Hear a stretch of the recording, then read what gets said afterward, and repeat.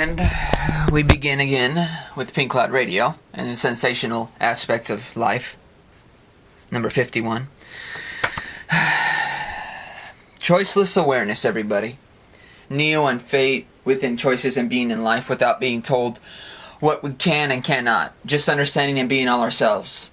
So when I think of choiceless awareness, I do think of you have to have an attitude of trust in that, I guess you'd say. And not having choices, because within that, that is your choice, actually. And choiceless awareness is where you know you have no choice. For example, with what happened with my ex. I knew I had no choice but to try to keep the friendship going, but at the end of the moment, I knew that it would have to end because she was already setting up to hurt her friend. Constantly bring me up in the way of, in a bad way. I had to be the bad man no matter what. But that didn't matter. To a certain extent, it really doesn't matter that I'm considered a bad man by some people. Because that doesn't matter. All that would have mattered is if they actually considered me a person they wanted to be with. But they didn't. That's, for example, my ex. She didn't want to be with me longer. And it's sad because my commitment and consistency showed her something different, but at the same time it also showed her something she didn't want. She wasn't used to. She wasn't used to somebody not, disapproving of her or not being judgmental toward her or her decisions or anything in her life. So within that, there's going to be problems. Unless there isn't. Unless you don't care about the disapproval and judgments. And just like with choiceless awareness, the fate is within the choices and being in life without being told what we can and cannot do. Which really what it comes down to is with choiceless awareness. By the end of it, I felt the irritated sarcasm by both of them. Her and her friend. And her and Catherine. And the whole thing really just spun into, oh shit, I have to go. I have no choice here. This is choiceless awareness. It doesn't matter what anybody thinks of me now. I have to make a decision here to get out of this because to me, it didn't matter what decisions they make in their future. It matters what decision they're going to make with me. Because the future doesn't matter to me that much. At least to the total effect of how other people view it. We got to keep everybody intact. No, we don't. That doesn't mean the future is good just because we keep everybody intact. That's why with all these laws, regulations against guns and weapons and everything around us, security, everything that's happening, it's all for the future to keep each other intact. How do you know everybody wants to stay intact? Most people with the Chris Dorner shooting, for example, agreed with him. The news made it full scale that everybody disagreed. Oh, what kind of guy is that? No, they wanted to escalate that kind of view and to make us believe that. That's what they do with the news. News has always been an idea of manipulation to how you should think about an event that's happening. It's never about how you personally feel. It doesn't represent you.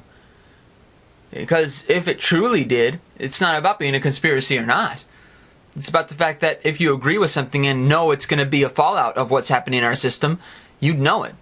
As with Dorner, the shooting, just a fallout of how we treat our people in this system. If you're going to treat people poorly, you're going to get very much violent actions against you. Because you shouldn't be treating people poorly. Supposedly this is the best system in the world. If it is, it doesn't need to be changed. That's the problem. We're the best system in the world. Then why are we changing everything about our system? We don't need to change a single thing if we already had it right. We're only changing things because it gets more power in the hands of a few. It gets rid of you. You meaning all of you individually. To me, choiceless awareness is about that. What we can and cannot do, just understanding and being all ourselves.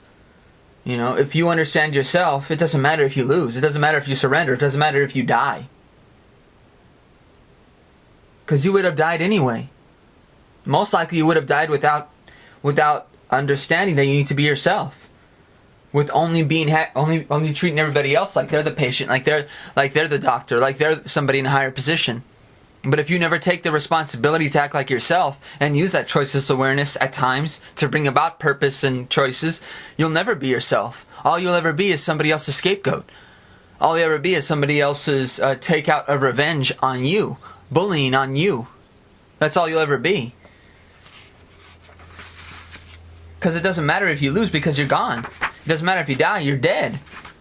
That's the whole point of choiceless awareness and things like that, is that by the end of it, it doesn't really matter what happens, because what has happened, what will happen, is already happening. You can't avoid it now. Which means it's unavoidable, but at the same time, when you deal with it directly, you also deal with the repercussions of it. You deal with the idea of it. And you start realizing, oh shit, these people are treating me bad. And that's the whole point. By the end of that, nobody will treat you bad. And I think that's what really gets across to a lot of people sometimes, is the wrong way of thinking. Because some people would say that thinking that way doesn't lead to better conclusions in life. Like thinking that way kind of leads to bad progress. Like saying you're bored and going out does not mean you will feel better. That's how I learned about past friendships and why they had ended at times. Because some people say, oh, I'm bored, let's go out. No, actually that's the worst reason to go out. That's why I never get bored, because to me, especially if you're bored, how do you know what's something... All you're waiting for is the tick of the clock. All you're waiting for is time to go by to get bored by the new thing you're going to see. The new thing you're going to do. I don't get bored, because to me, even if I'm bored, I'm not bored. Even if I'm lazy, I'm not lazy. So there you go. That's the difference. And it doesn't mean I have a lot of energy, I'm trying to be frantic about it. No, I spread out my wildness so that it stays with me my entire life. So I'm not just swamped with my energy at one point. I'm swamped with energy at every point in my life. It makes it easier. So that's what I learned about my past friendships, for example. A lot of them ended because people got bored. But they didn't get bored with me per se, but they got bored with everything else. So to me, that kind of says a lot. Like, okay, you don't hang out my place, well then bye, I'm here to go out, but I'm only here to go out if you want to go out, not if you're just bored with what we're doing here. Because that doesn't prove anything of our friendship, of your idea of what a friendship is. If you actually want to do something new, let's do something new. Because when I go entertain people, when I go outside and hang out, it's because I actually want to. Not because I'm just going to make them happy. Oh, I hate that. I'm just going to make them happy. Talking past people and just making them believe that you're happy with their boredness, their laziness, for example. But that's bullshit. That's why, to me, in this Pink Cloud Radio, that if you're going to say you're bored, it doesn't mean you have willpower enough to say you'll ever feel better. You won't. Because you've already let yourself fall into just saying you're bored. I'm not saying that that's like falling down to the devil or something. No. You've fallen down out of your own mind. You have your mind, your heart, your body with you all the time. And you're saying you're bored? What makes you bored? I guess you yourself make yourself bored. Which is sad, because that's what a lot of my past friendships ended as. Like, I'm bored, Marcello. Well, there's no happiness I could bring you. If you're bored, you were bored way before I came here. Way before I got to know you in this way. Got to know you closer or something like that. You've already been bored. There's nothing I could do to change that. Because you already were that way before you got here. To me, that's why the idea of being bored, well, that's up to you, I mean, take the Unabomber and Chris Dorner. Being called for narcissistic qualities. Everybody's narcissistic, that's bad. That's not true. Actually, they're the least narcissistic people in the world. They only have one event that they did in their entire lives that hurt people. How many people in power have done things to hurt people? And how many times? A ton more than the Unabomber or Christopher Dorner or anybody in this whole world that's been called a terrorist or some kind of threat to our security can ever do. You clump those all together, they couldn't amount to how much damage and death that the people in power have done. They're narcissistic.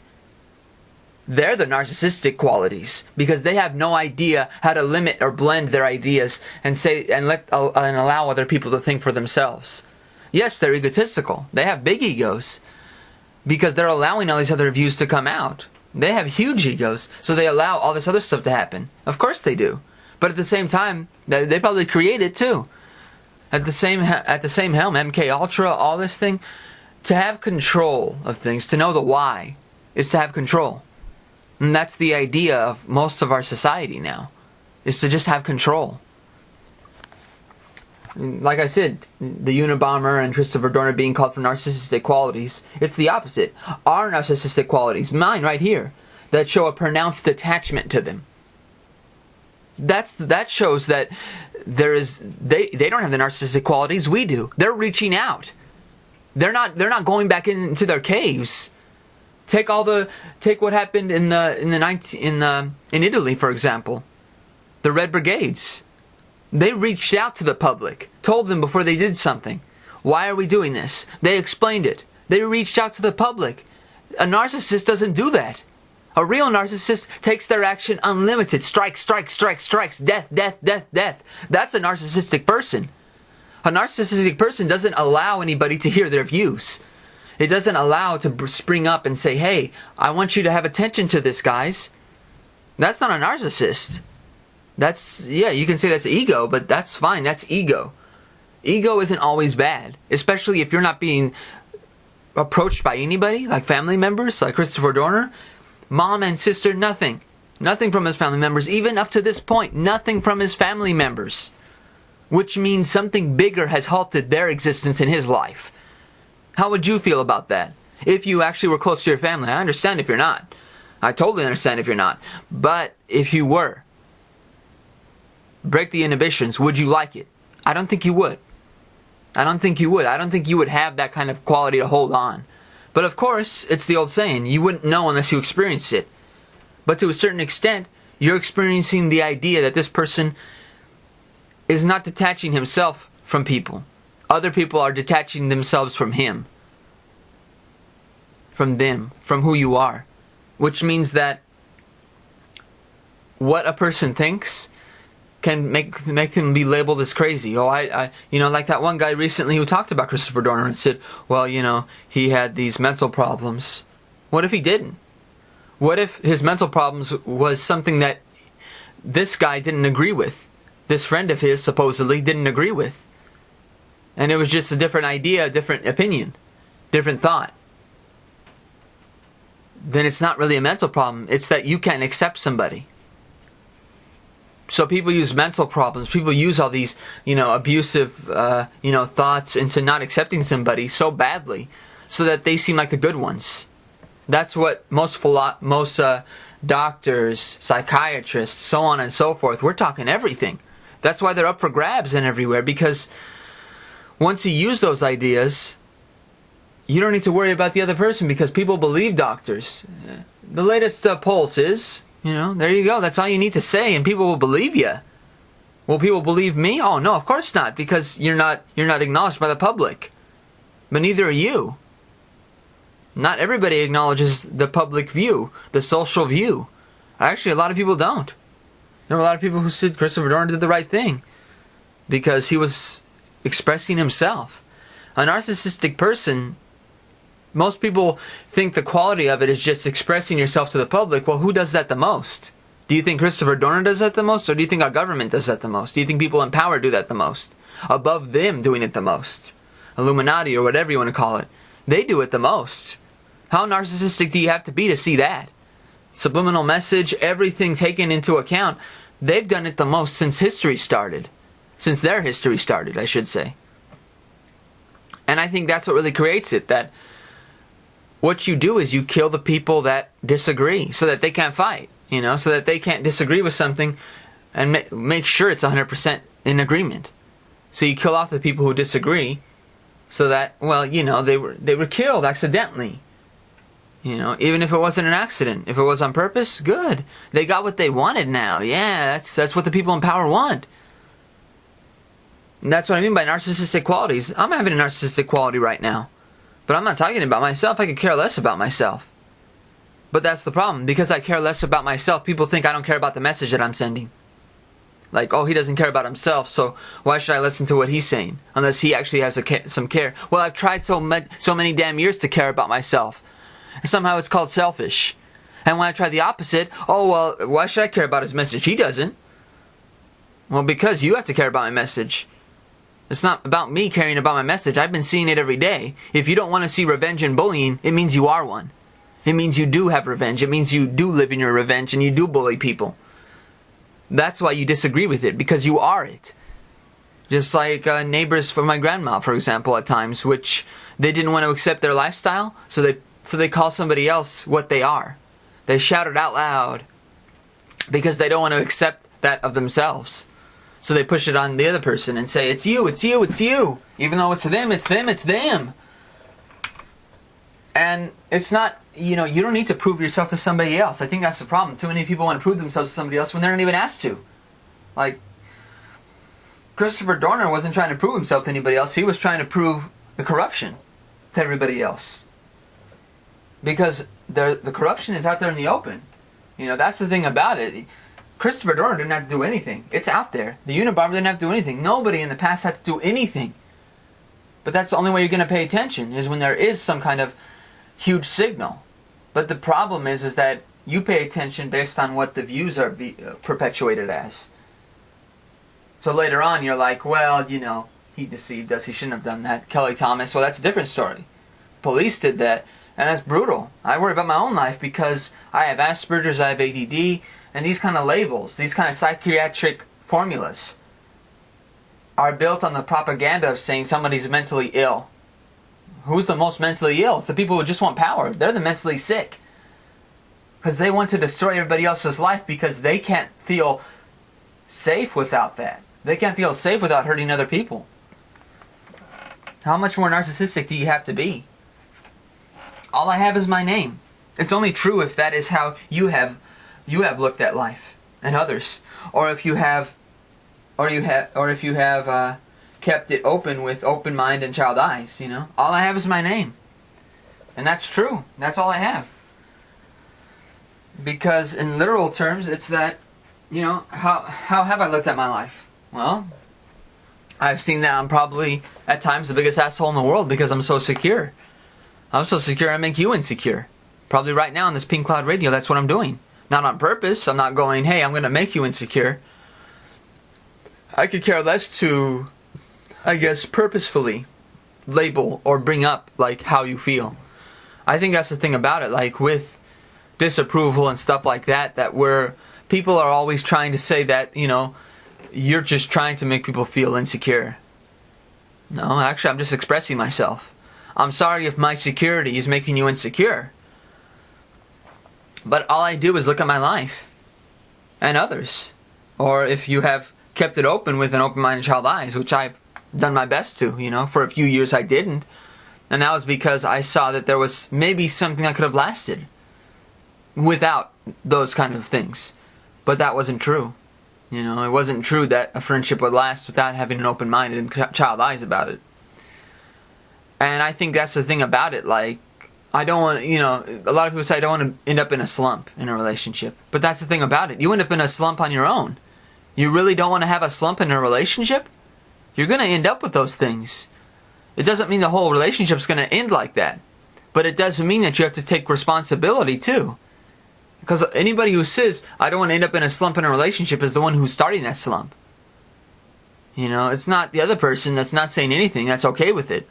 That means that they're okay with the relationship as it is. They're not feeling like they need to get out of it. They seem pretty happy to me with you. It's you who's not happy with that slump, so to speak. Well, you have to give a real advantageous quality. You can't just blame everybody else. Yes, when an argument starts, you have to say how you feel. I feel neglected. I feel this. Don't just say you. What are you going to accomplish? Pushing down somebody else forever? Oh, what a wonderful thing. Isn't that what you were treated as in your previous relationships that weren't good? Pushing somebody else down because you're not satisfied with how they're acting? What you're receiving from them? Well, you have to say what you're not receiving from them. And then you figure it out, okay, he's starting to get it, or she's starting to get it, or whatever. But if you're not able to pronounce that, you're the one detaching yourself from them. I'm not looking for approval, and I'm not. I'm not looking for approval from you, any of you out there. I mean, look, 45 minutes, you guys, and some of them longer, some of them shorter. But the fact is that a lot of people would say, man, people don't have that kind of attention span. Good. I don't either. But I'll do it. Somehow, I'm still going to do it. Which means that if you don't have an attention span for that long, you haven't accomplished much in life. You haven't accomplished much at all in life. I'm not looking for approval from you. Good, I'm glad that you're not going to pay attention to my Pink Cloud Radio. But a lot of that stuff that's out there besides, it's not going to get you anywhere. I can't use that to filter my views. That's not enough. A photograph that I could write on and, say my view in it, it's not going to say much. I have to say everything, And if I can't, then obviously it's not worth it. There's going to be some loss, and I accept that loss. I don't go, oh man, I lost this. I mean, yes, I cry. Still cry. Still cry. I'm alone all the time. Because, man, you think I wanted to lose everything I lost? But I didn't want to give up who I am because of someone else losing, because of someone else wanting their own side to win all the time. I didn't even want to win. I like losing because it helps me do better next time. That's all. I love losing because it actually teaches me that. A lot of people don't like losing. Well, then, you're going to hold that over everybody else's head then if you don't like losing. I don't hold winning or losing over people's heads. I don't have an ego about it and go, yippee, I won. See, bitch? Nah. Or if I lose, I'm not going to go, man. Inferiority complex time. No thanks. I'm not looking for approval. I'm looking for myself. And I've been doing that. I'm looking in the mirror right now. Not for ego, not to say, oh, look how good I look. Oh, stupid. I'm a monster. When it comes down to it, that's all I am. I'm just a monster. To this society, to this people. If you're insecure about yourself, I'm a monster to this society. That's all I am. It's sad because I don't want to be, but I know that right now, when you look at what people offer, it's mostly very individual. Like, no matter how much you try to make it something bigger than that, like saying vagina, like to a guy, for example. Well, don't build my temptations up, That's what I'd say to it. When I think about it more, it's really about that. It's inexcusable. If you truly can see somebody for who they are, all these other fakes won't make you do anything else. You'll see past that temptation and misdirection. Unless you don't want to. Then you don't have any love for that person. If you truly have love for that one person, all that misdirection wouldn't matter. Because you're going to fall into traps they're not, Well, he should have asked me out, or she should have asked me out, or, blah, blah, blah, blah, blah, blah, blah. Yakata, yakata, yakata. Well, you're just trying to justify yourself going with somebody else. That's all you're doing. You're justifying being with somebody else that you truly don't want to be with. Just like when somebody says, I was in abusive relationships, and all I can handle is an abusive relationship, I'm sorry, I'm going to have to marry somebody else, even though you're offering me something different. I'll just have to marry somebody else and be sad my entire life. Well, then, ultimately, you're deciding that. I didn't tell you to do that. If I told you to do that, I would totally understand that it's my fault, 100%. But it's not my fault. It's my fault for letting you go, but it's not my fault for what you're going to decide now. That's how much I love you. I'll let you go, and you decide your life. If it's with me, it'll be with me. It won't be because of somebody else's judgment and your family's disapproval or anybody's disapproval or judgment that will change that. Your love for me will be stronger than that. If you don't have that love, I can't offer you a conclusion right now. There's no way I could. Our lives aren't over. If you want our life to be over, then our relationship's over. The ends don't justify the means. A lot of people say the ends justify the means. No, they don't. No, they don't. It's the journeys that justify their ends for each individual. So like my life, my journey's going to tell me about how it's going to end. It's not what happens at the end that's going to rotate back to what happened at the beginning and justify the meaning. Because it's not. The end of my life is just going to be the end of my life. That's all. That's the only definitive quality about the end of my life. It's going to be the end of it. And I think a lot of people like saying that. The ends justify the means. No, they don't. What you decided in that journey, how you decided to act, will justify the end. Even. It'll justify the means. Because you don't want to justify the means in the journey. You want to justify the means by the end of the journey. Why don't you justify what you're doing first before you justify at the end? You don't want to deal with it when you're in it. That's what the ends justify the means means. It means that you don't want to deal with something until it ends. You know, the usual laziness and boredness. Well, I don't want to deal with something until it's over. Really? So you don't want to explain if you're not emotionally connected to that person, if you don't love that person, you don't want to explain that until the relationship is at the end. Well, that makes total sense now. The ends justify the means. Easiest scapegoat in history. Guys, all of you, saying the ends justify the means. You have a good life with that. Marcello here doesn't say that. The journey that I'm going through justifies their ends. And I knew that my end can only come through your end. And sadly, it turned out to be the end that I didn't want to come out of. And, you know, it's just going to take time to find this person that wants to justify their relationship with the journey we have together. Not with the end that we have together, that they're going to see, you know. All I see is the conclusion. All I see is badness.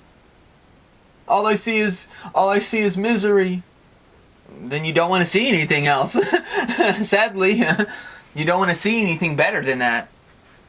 That's not my fault. I can show you pretty flowers, but it comes with the emotions I give you. It comes with the kisses I give you. It comes with the relationship we have together. It doesn't come with words. It doesn't come with promising you anything. No promises from me. My promise is I'm going to be there.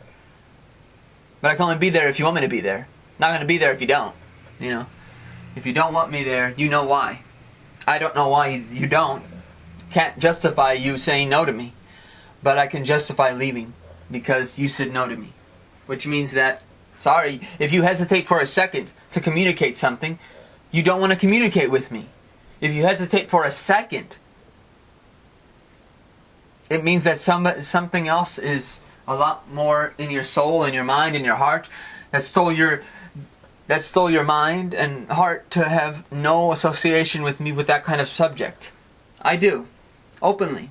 Open mind, open child eyes, right on the table, all emotions, feelings, and sensitivities. The good guy, bad guy story. The Manichaean view, so to speak. Which is what a lot of people, you know, they look at life that way.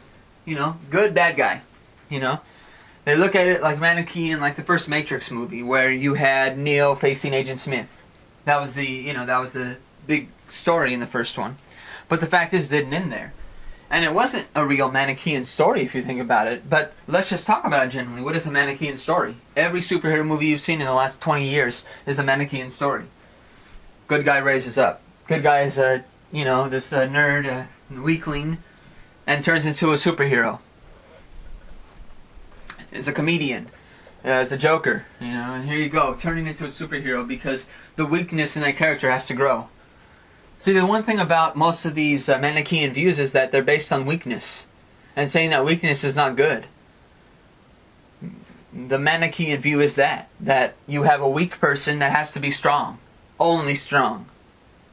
That can't be weak anymore. To me, that's where it silently leaves.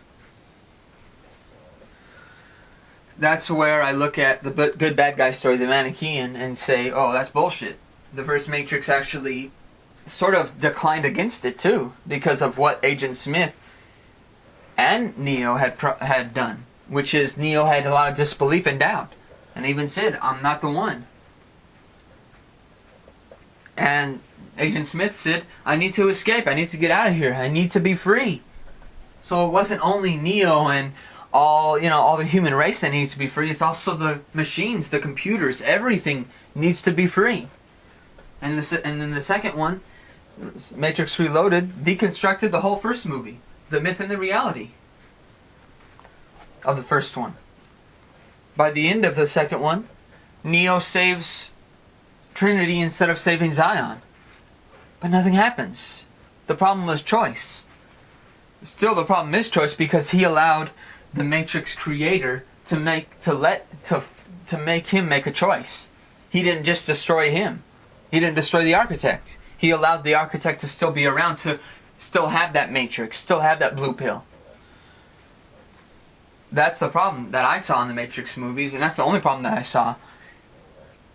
if he wants to save Trinity and allow himself to use choice still, that's his weakness until the end. And to me, that's where the movie could have shifted completely from the obstacle of just love. Love between two people. But that in itself shows a deconstruction of what was happening before, which is saving the human race only. Saving the human race only. You can't save the human race by saving the human race. You gotta actually save the human race by going with love. By doing what Neo did, where he went to just protect and save Trinity. And that saved everybody too. And by the end of the third one, you get the ambiguous ending. Are all humans with all good and bad, like Neo and Agent Smith. That's why Neo let Smith enter him in the way that he did at the end of in Revelations, because that was the point. That's why the Oracle let it happen too. Because right there, give up. Surrender. Because no matter what, now Neo and nobody can't ever unsee what they see. Just like Cypher. Cypher couldn't unsee what he see, but he wanted to go back into the Matrix. He wanted to live that illusion. He didn't care. Because he deserved more attention. And he's right. He's right. There are people out in this world that deserve more attention than they get. There are people out here who go out every day to drink, to do drugs, to do everything. Because they're not getting any attention. And they deserve more attention. And that's true. Just like Cypher in the first movie. That's what the issue was. He's a serious brother about that. He's honest about that. He's not hiding that.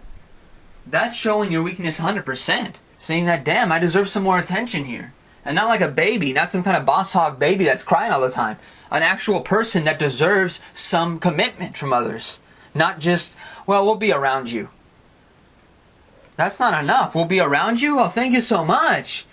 Your bump's on a log around me, though. I'd rather not have you around me. That's what Cypher's basically saying. I don't want any of you around me anymore.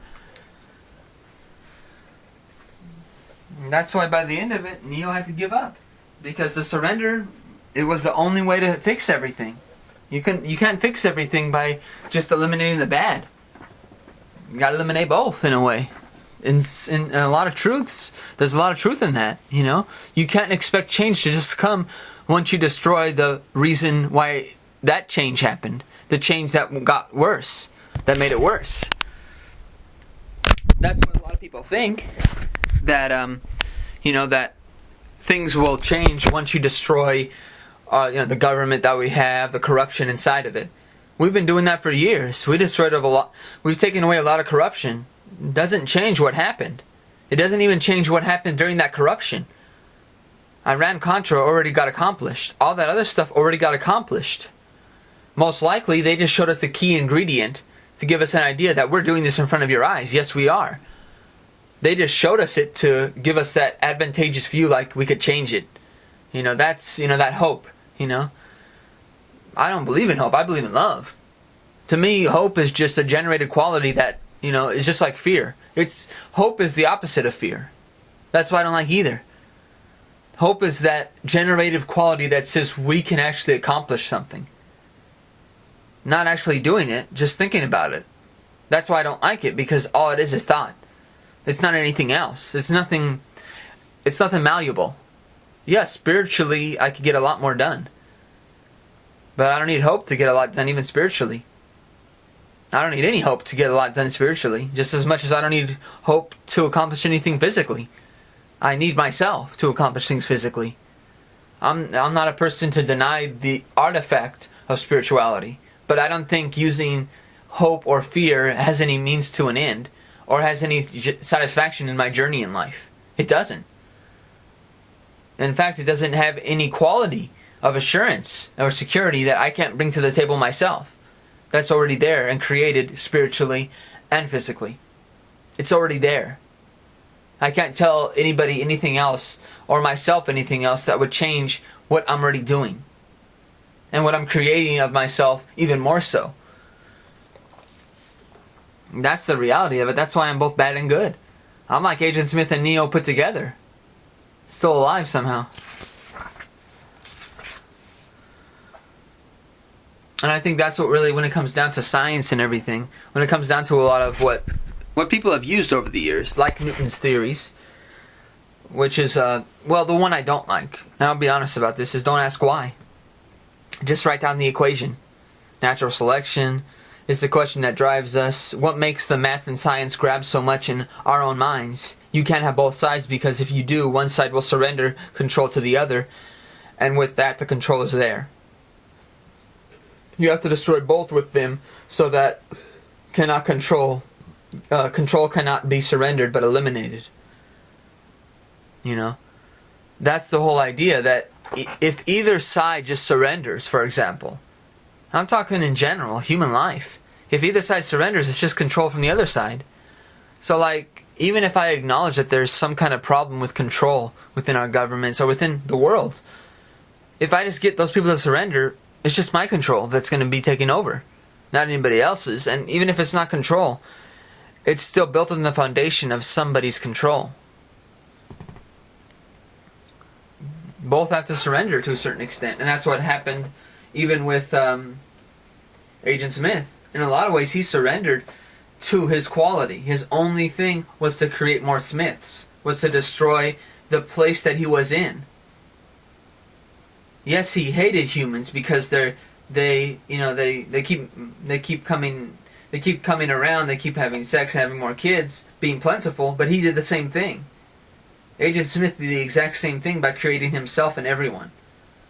And that's the whole point, that he created that element of himself and everybody, creating himself as everybody. So he did the exact same thing that he supposedly said was like, go to area and, attack like viruses until there's nothing else left to, live with. Well, he's doing it even worse than that. That's why, to me, like when Newton said, don't ask why, just write down the equation. Well, he's basically saying don't question the authority of something. Why not? See, that's the thing about science and math. There's an authority quality to it, to a lot of people. There's a ton of authority quality to it. And Newton himself is saying that right there. By saying don't ask why, just write the equation. Why not? Why not ask why? When you look at natural selection, is there natural selection? It may be unnatural. It may not be as selected as we say it is. Maybe it's coming from some other human around us. Maybe it's something spiritual. It could be anything. Manipulation doesn't necessarily mean it's something spiritual. It could be something man-made. It could be something very natural that's creating that. And it is the question that drives us to a certain extent. But what kind of question are we asking? What are we curious about? Are we curious why? Or what it is? Or what you're feeling? Or how? What is the question? And what makes the math and science grab so much in our own minds? You can't have both sides, because, and when I say both sides, math and science they're not one side and the other side. They're both created to have some kind of dominance, whether it is a theory or a mathematical equation to be solved. There's still that abundance of control, and the matrix is math, so that is control. And within that, you're creating the kind of dominance it's going to have in your life. When you talk about things like that, when you talk about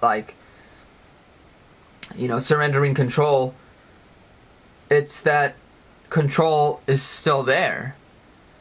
But if only one side surrenders, then the other will have the control there. It doesn't mean it's going to have good control. Hey, I don't think we have good control here. I don't think that me creating control would make it any better. But I do see it as getting worse here, because a lot of people are not represented for. When the news talks about things now, I don't feel anybody represented. I feel like this hollow tube, as I said about myself, feeling hollow inside because of not having that person in my life. That should be there. Whether it's somebody I already knew or somebody I will know. That needs to be completed in a lot of ways. And it's taking time. That's what I love. But it's also taking time because, I don't know why, but there's something else holding back. And there's a lot of different reasons why. I think a lot of people hold back their mistakes because of their mistakes. Sadly, I don't. I don't have any mistakes. My mistake is myself. That's it. I'm the only mistake in the world. Everybody else, perfectly fine. Not even inferiority. I just think that my mistake is myself because I'm the one that created any things that could have come to me. Nobody else did. Physically, I literally did. There was no other way it could have happened. If I wasn't there, none of that would have happened. Rationally thinking, that makes sense. I'm the only reason. I'm the equal sign to what happened. And then it happened. And I think that's what happens with, like, you have to destroy both sides to eliminate control in general. You do. You know, it's not going to come about on its own. You know, the fall of any society, you talk about the Roman Empire or anything, you have a very clear-cut thing that happened. It destroyed itself. But why? Well, that's going to be the hardest thing to figure out because no one wrote that. When the Roman Empire fell, it fell. When the Greek Empire fell, it fell. But did it really fall? Or did it just continue? Did they just continue because they're still alive? You know, people are still alive from those places. So did it really fall? Or are we just believing that it fell and it's still around us all the time? Democracies still seem to be around us, so, you know, with expectations even. When I think about expectations, because a lot of people have expectations, you know. I hold the gun to my own head every day. And you want to as well? Well, sorry. Hey, don't hold my gun. You know, because holding a gun to my own head, that means that I understand that I need to have expectations for myself. But if I hold the gun to your head, nope, won't work. It won't work because that's the problem. People think that you can change their attitude about something, but the truth is you can't. They have to do that themselves, you know. If somebody feels fulfilled with something, they're always going to be fulfilled with that. If they're unfulfilled with you, or me, or whatever, or whoever they're unfulfilled with, they're always going to be unfulfilled by that until they don't feel unfulfilled by that. There's nothing else that can be done. That's why I hold the gun to my own head every day. And you want to as well, right? You want to hold expectations to me as well. Well, no, I'm already holding my gun. If you held it, you would just shoot it every single second. I don't shoot my brain out every single second. I make sure to have a very suspended, directed way of doing things, which means that it's directed, all right. No misdirection in my life, except every misdirection I've made, which I have made, and I still make misdirection. But the misdirection I'm making is because of everybody else's misdirection. If you're going to have misdirection in life, I can't stop you. You have to stop you, you know. That's the thing about misdirection and, you know, having temptations all around us. The only temptation I'll have is with my girlfriend. Thank you very much. Yes, yes, yes. You know, no misdirection, just one erection. You know, whether it's sexual, whether it's elected in the mind, whether it's a sensual kiss that brings my heart to get 3 times larger, then that's what's going to happen. It's going to come from everything. The vagina is not just down there. It's right up here on the lips. Sensual kiss, provocative, there is no miss. But at the same time, there is a miss. If you don't want to feel that same connection, I'm not blaming you. Maybe you can't. Maybe that's not you. Makes sense, you know? If it's not you, it's not you. But if you're creating an institution of your thoughts and saying that this is all I've learned, this is all I've lost, you know, you're creating a kind of current of what kind of rage and what kind of thought you're going to have when you move into something new. Like, for example, if somebody says, I hate all men, or I hate all women, or something like that, what they're really saying is, I love who I loved. I mean, that's like, you know, if I was to get with somebody who says, I hate all men, but you love him, why would I want to be with you? You still love him. You were in a relationship a while, I totally understand, but you got to move past that mistake. You got to move past that kind of, you put yourself 100% in that. If you can't do that anymore, then you can't. But if you can, you got to try. Because if I was going to be like that guy, I would have done that already. I think that a lot of times a lot of people try to verify a relationship by acting like it's their older relationship. Then you lose. If I was like your old relationship, then you don't want me around. I'm sorry. I don't want to be mistreated because you were mistreated. I understand that you have to move through it, and that takes time. It takes a lot of time, and I have to understand that with anybody I get with, that they have a past. But I can't change for their expectations of our relationship to change. You have to explain to me what those changes you need. What you need. Not what I need to do. What you need me to do. I can't do anything until you give me some direction in that about what you need personally. Not what you need from me, but what you need. Because it's going to start from that. We'll eventually build a foundation together, but that foundation will be built once we have a foundation of what we are to each other. What we need to understand about each other. Then we start building a foundation together. Take care, everybody. Remember, choiceless awareness and expectations. There's no hesitation in it, and there's no other brief thought. Take care. Love.